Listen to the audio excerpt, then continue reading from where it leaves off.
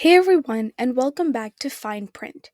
On today's episode, we will be discussing what would have happened if the Japanese Empire would have remained in Sakoku, or a state of isolation. Would Japan have been as technologically developed as we know it to be today? Would it have remained an empire? Or would it have ever joined the world wars? Find out the answers only on Fine Print.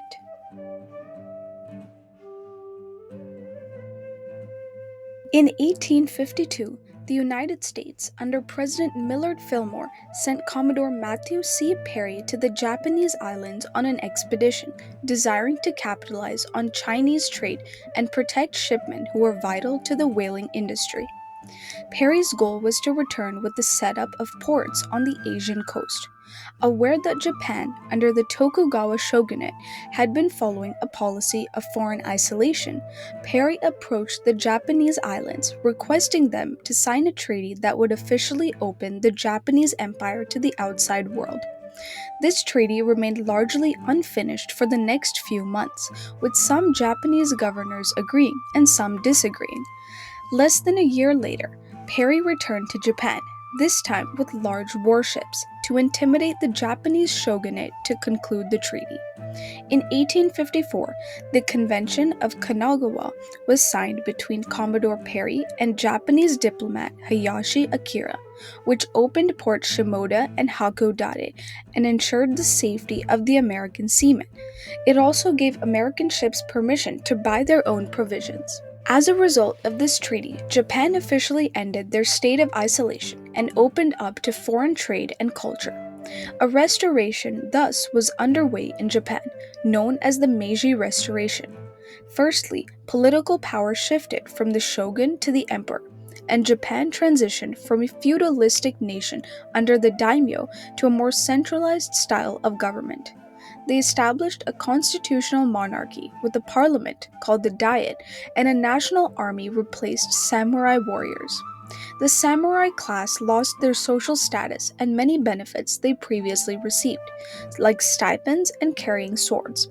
While many samurai resisted, others assimilated into the new Japanese society. The education system became increasingly Western. There was rapid business growth, and just like that, Japan was transforming into a modern, powerful empire that would soon grow and evolve to challenge the West, both militaristically and economically. But what would have happened if Japan never opened up its ports? Would it have still eventually modernized, or would we still see a feudal and class based Japanese society? The most immediate outcome is a delayed Japanese opening to the rest of the world. Without Commodore Perry's push for an end to their isolationist policy, Japan would have been less likely to want to open themselves up to modernization. Feudalism would have remained in Japan for a longer time period, and Japan would have been less likely to establish a strong industrial platform that they built to where it is today.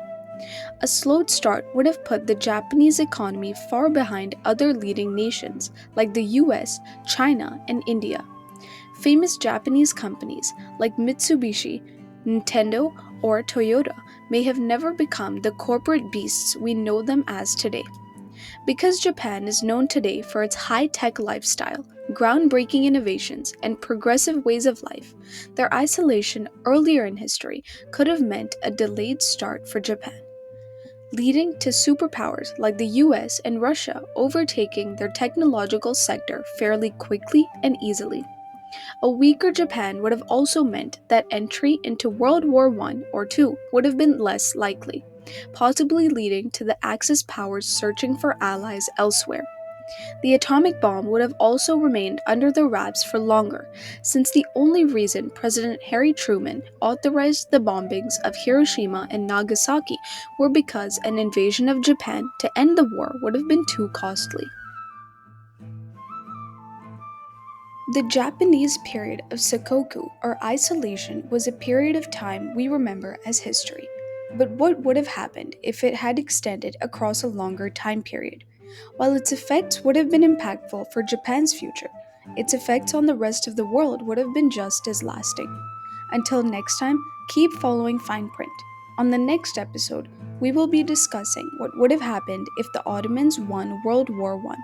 Until then, keep following fine print and keep reading between the lines.